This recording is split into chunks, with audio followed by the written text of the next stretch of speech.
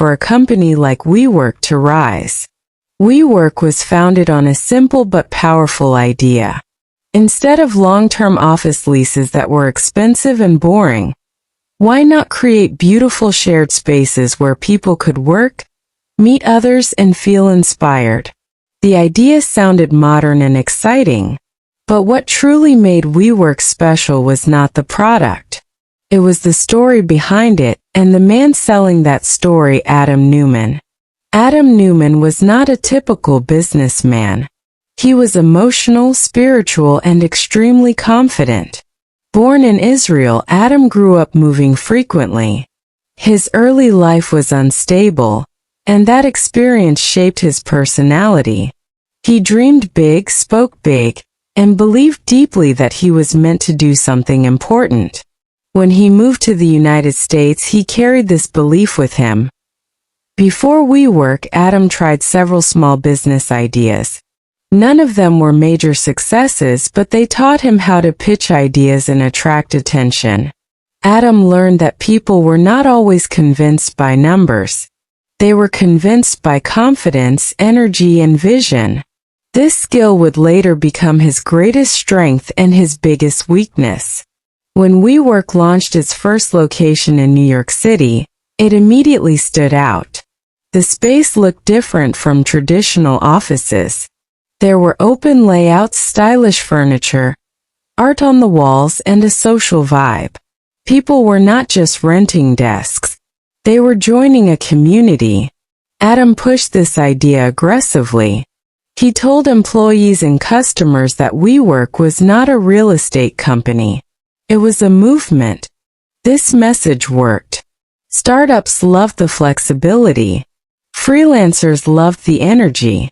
Big companies even started renting WeWork spaces for their teams. As demand grew, WeWork expanded rapidly, opening locations in city after city, country after country. Growth became the company's main focus. Profit did not matter. At least not yet. Investors were drawn to Adam Neumann's confidence. He spoke about WeWork as if it were going to solve loneliness, fix capitalism, and bring people together across the world. Many investors didn't fully understand the business, but they didn't want to miss out on what looked like the next big thing. Money started pouring in. The company's valuation rose at an unbelievable speed. Within a few years, WeWork was worth billions of dollars on paper. Adam became a celebrity in the startup world. Employees admired him. Media praised him.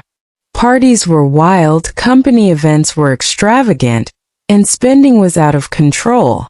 But very few people questioned what was happening behind the scenes.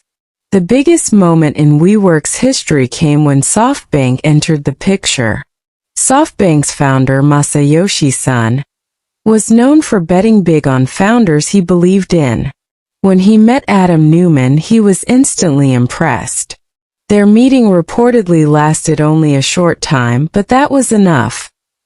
Masayoshi Son believed Adam was a visionary on the level of Steve Jobs. He invested billions of dollars into WeWork. This money allowed the company to expand at a dangerous speed. Offices were opened without careful planning. Buildings were leased for long periods, often at extremely high costs. The assumption was that growth would solve everything. But the core business model had serious flaws. WeWork signed long-term leases on buildings, sometimes 10 or 15 years, but rented out space month by month. If customers left or the economy slowed, WeWork would still owe rent. This made the company extremely vulnerable. Still, these risks were ignored. Adam Neumann's control over the company increased. He had special shares that gave him voting power far beyond his ownership stake. This meant he could not be easily challenged or removed. Over time, his behavior became more concerning. He made personal financial decisions that benefited himself but hurt the company. He owned buildings and rented them back to WeWork. He took large personal loans using WeWork stock as security. Adam also pushed strange ideas. He spoke about elevating the world's consciousness. He wanted WeWork to start schools, housing, and even become a spiritual brand. While some people found this inspiring, others saw it as unrealistic and dangerous. Inside the company, employees were afraid to speak up. Questioning Adam was seen as betrayal. The culture inside WeWork became intense. Long hours, emotional speeches, and constant pressure were normal. Some employees felt inspired. Others felt burned out and confused. Money was spent freely on private jets, luxury retreats, and parties. It didn't feel like a company trying to become profitable. It felt like a company drunk on its own hype. Everything changed in 2019 when WeWork announced plans to go public. An IPO would force the company to open its books to the public. For the first time, outsiders would see the real numbers. And those numbers told a very different story. WeWork was losing billions of dollars every year. The losses were growing faster than revenue. There was no clear plan to ever become profitable. Analysts were shocked. Journalists began digging deeper into Adam Neumann's leadership. Stories of reckless behavior, conflicts of interest, and governance filled the news. Poor public perception shifted rapidly.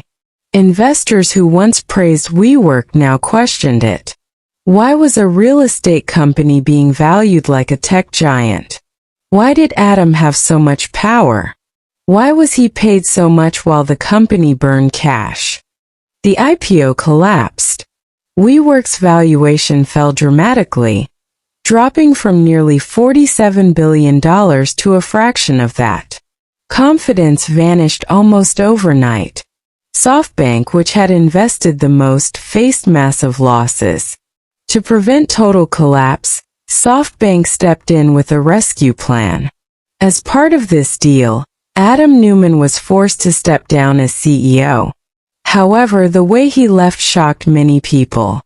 Despite leading the company into crisis, Adam received an exit package worth hundreds of millions of dollars.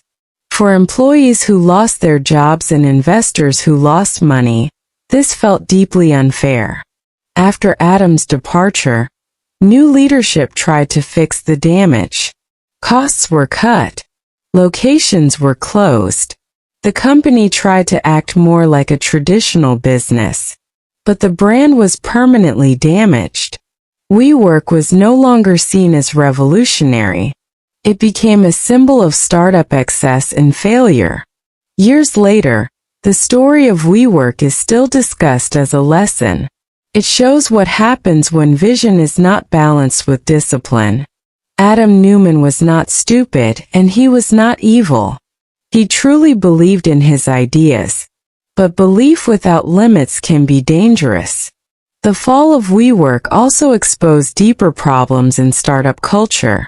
Investors chased growth without understanding risk. Founders were treated like heroes instead of being held accountable. Storytelling replaced reality. And when the truth finally appeared, the collapse was inevitable. WeWork started with a powerful idea. People do want better ways to work. But a great idea is not enough. Execution, honesty, and responsibility matter just as much. Without them, even a billion-dollar startup can fall apart. The story of WeWork is not just about offices or money. It is about human ambition, ego, and the danger of believing too much in one person. It reminds us that no matter how exciting a dream sounds, reality always has the final say. And that is how WeWork, once seen as the future of work, became one of the most famous startup failures in modern history.